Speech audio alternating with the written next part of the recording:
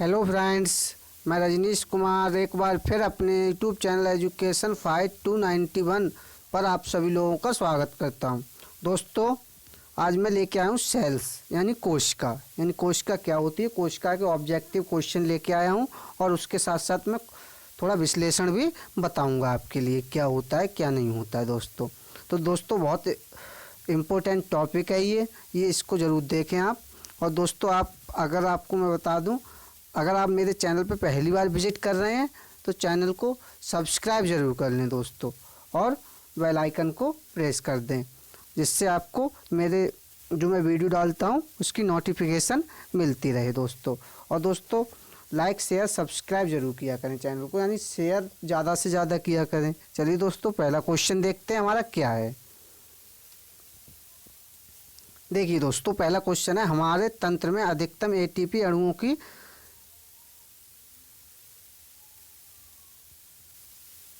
हमारे तंत्र में अधिकतम एटीपी अणुओं को उत्पन्न करने वाला पद है। बताइए दोस्तों, हमारे तंत्र में अधिकतम एटीपी अणुओं को उत्पन्न करने वाला पद है। कौन सा पद है? ग्लूकोज का अपघटन, क्रेब्स चक्र, अंतिम श्वसन श्रृंखला या जल अपघटन। बताइए दोस्तों, क्या होता है? तो क्या होता है? क्रेब्स चक्र।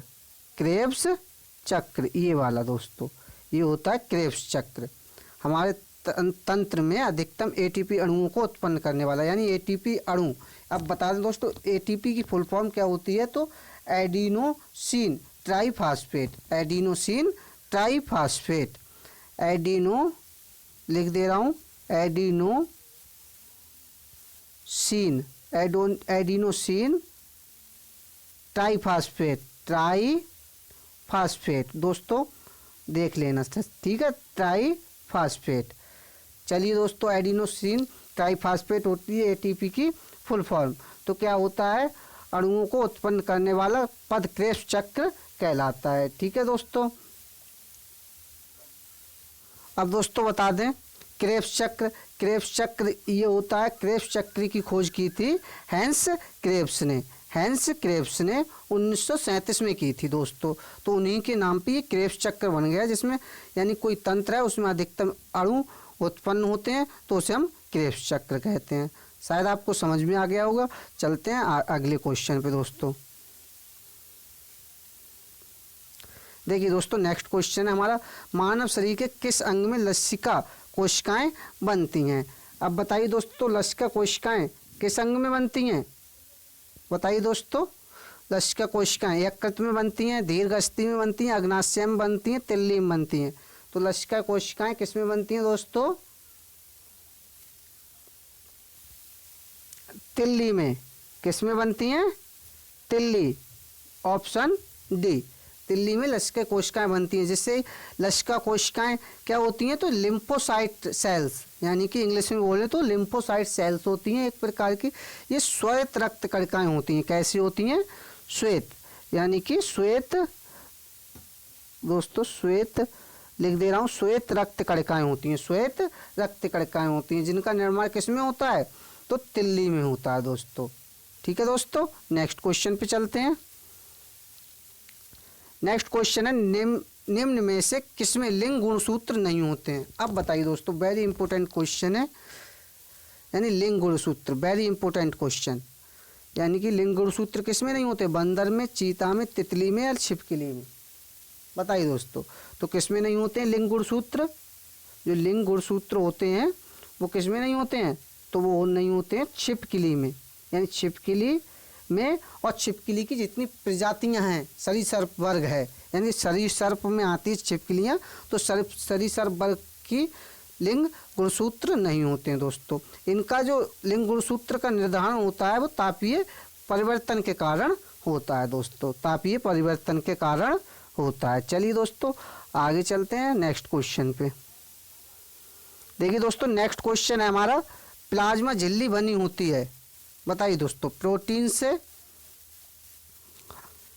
लिपिड से, कार्बोहाइड्रेट से, दोनों, ए तथा बी, प्लाज्मा झिल्ली। बताइए दोस्तों, तो दोस्तों प्लाज्मा झिल्ली आपको मैं बता दूं प्लाज्मा झिल्ली बनी होती है प्रोटीन से और लिपिड दोनों से, प्रोटीन और लिपिड दोनों से, तो ऑप्शन डी हो जाता है। अब दोस्तों बता दें प्लाज्मा झिल्ली होती क्या है, तो प्लाज्मा झिल्ली या कोशिका झिल्ली, इसे क्या बोलते हैं हम, कोशिका झिल्ली भी बोलते हैं, कोशिका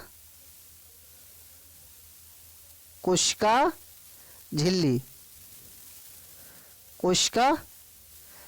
कोशिका झिल्ली भी बोलते हैं, क्या बोलते हैं, झिल्ली, कोशिका झिल्ली भी बोलते हैं दोस्तों।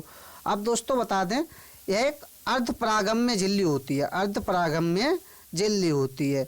यह क्या करती है, जीव द्रव्य यानी कि जो जीव द्रव्य होता है उसके चारों तरफ होती है ये कोशिका झिल्ली। कोशिका झिल्ली क्या होती है, प्लाज्मा झिल्ली उसके चारों तरफ होती है, यानी जीव द्रव्य के चारों तरफ पाई जाती है। चलिए दोस्तों, और दोस्तों ये प्रोटीन से और लिपिड से बनी होती है, प्रोटीन और लिपिड से होती है, ठीक है, और ये एक सजीव प्रकार की होती है, इसमें जान होती है। चलिए दोस्तों नेक्स्ट क्वेश्चन पे चलते हैं हम लोग। नेक्स्ट क्वेश्चन है कोशिका का शक्ति स्रोत होता है, कोशिका का शक्ति स्रोत होता है, क्या होता है बताइए दोस्तों, कोशिका का शक्ति स्रोत क्या होता है, तो कोशिका भित्ति होती है, माइटोकॉन्ड्रिया होती है, राइबोसोम होती है और न्यूक्लियस होती है। तो क्या होता है, कोशिका भित्ति, माइटोकॉन्ड्रिया, राइबोसोम, न्यूक्लियस, तो क्या होता है माइटोकॉन्ड्रिया। कोशिका का शक्ति स्रोत यानी कोशिका का शक्ति स्रोत होता है माइटोकॉन्ड्रिया। और माइटोकॉन्ड्रिया की खोज किसने की थी दोस्तों, तो माइटोकॉन्ड्रिया की खोज की थी कॉलिकर, यानी एक वैज्ञानिक थे कॉलिकर नाम के एक वैज्ञानिक थे, उन्होंने माइटोकॉन्ड्रिया की खोज की थी दोस्तों। और दोस्तों कोशिका की खोज किसने की थी, तो रॉबर्ट हुक, यानी किसने की थी कोशिका की खोज, यानी इसकी खोज तो रॉबर्ट हुक ने की थी कोशिका की खोज। चलिए दोस्तों, और दोस्तों एक बात और बता दें, माइटोकॉन्ड्रिया को ऊर्जा घर यानी शक्ति स्रोत का मतलब होता है ऊर्जा घर, यानी कोशिका का ऊर्जा घर कहलाता है। और राइबोसोम को क्या कहते हैं दोस्तों, बताइए,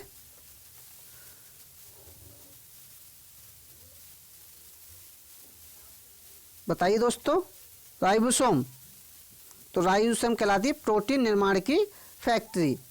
यानी कि देखो कन्फ्यूजन नहीं करना है, तो कोशिका का शक्ति स्रोत तो कहलाता है माइटोकॉन्ड्रिया यानी ऊर्जा घर, या पावर हाउस भी बोलते हैं, कुछ भी बोल देते हैं, पावर हाउस, ऊर्जा घर या शक्ति स्रोत, तो ये माइटोकॉन्ड्रिया हो गई। अब प्रोटीन निर्माण फैक्ट्री की बात करें तो क्या होता है हमारा प्रोटीन निर्माण फैक्ट्री, तो राइबोसोम होता है, राइबोसोम। और राइबोसोम क्या होता है, प्रोटीन निर्माण की फैक्ट्री। यहाँ मैं लिख दे रहा हूँ प्रोटीन निर्माण करती है, ठीक है दोस्तों, पर ऑप्शन इसमें माइटोकॉन्ड्रिया है, ठीक है। चलिए दोस्तों नेक्स्ट क्वेश्चन पे चलते हैं हम लोग। नेक्स्ट क्वेश्चन है जैव कोशिका का कौन सा भाग पावर हाउस कहलाता है। आप बताइए दोस्तों, मैंने अभी बात की थी पावर हाउस की, तो माइटोकॉन्ड्रिया जी ऊपर गया क्वेश्चन, वही क्वेश्चन है, यानी कि शक्ति स्रोत या पावर हाउस या ऊर्जा घर एक ही बात है, तो माइटोकॉन्ड्रिया। चलिए दोस्तों नेक्स्ट क्वेश्चन पे चलते हैं। नेक्स्ट क्वेश्चन है हमारा जंतु कोशिका में निम्न में से क्या अनुपस्थित होता है, बताइए दोस्तों।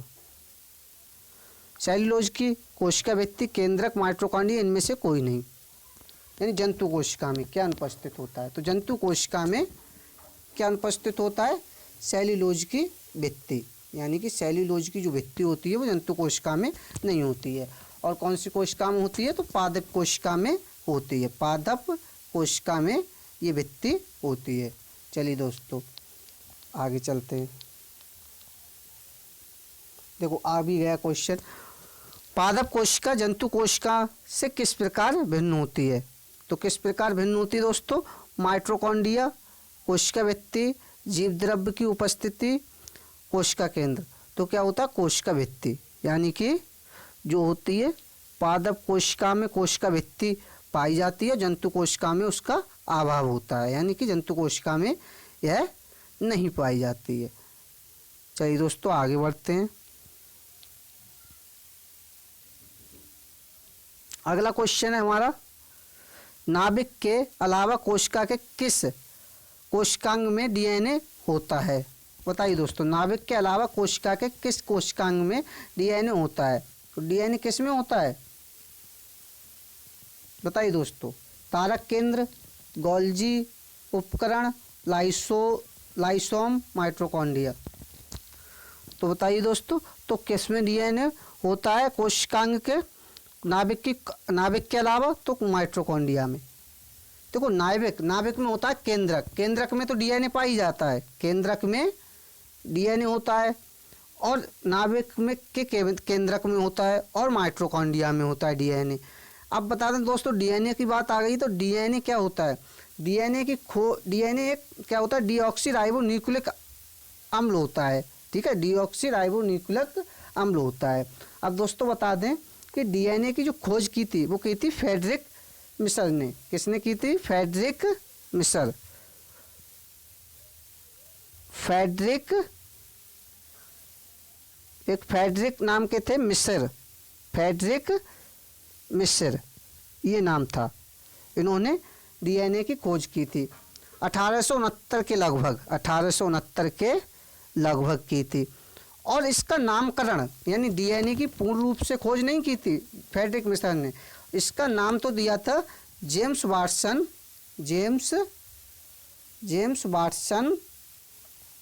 कौन? जेम्स वाटसन एंड क्रिक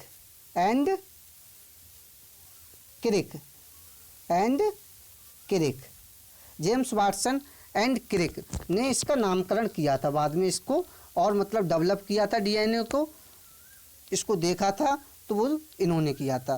केवल खोज की थी फ्रेडरिक मिशर ने। चलिए दोस्तों आगे बताएं लाइसोसोम्स के बारे में दोस्तों एक तथ्य बहुत इम्पोर्टेंट है। इसको क्या आत्महत्या की थैली कहते हैं? आत्महत्या की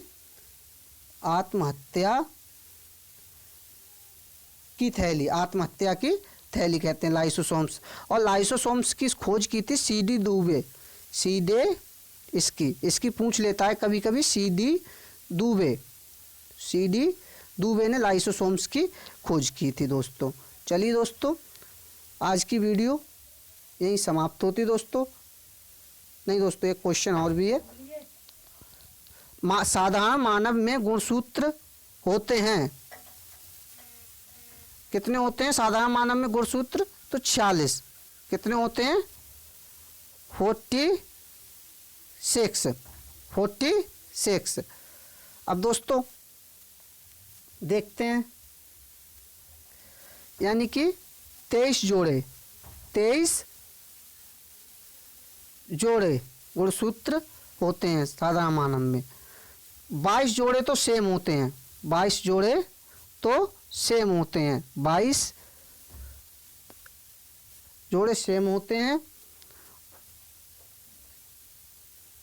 22 जोड़े सेम होते हैं, और मतलब 23वां जोड़ा अलग अलग होता है।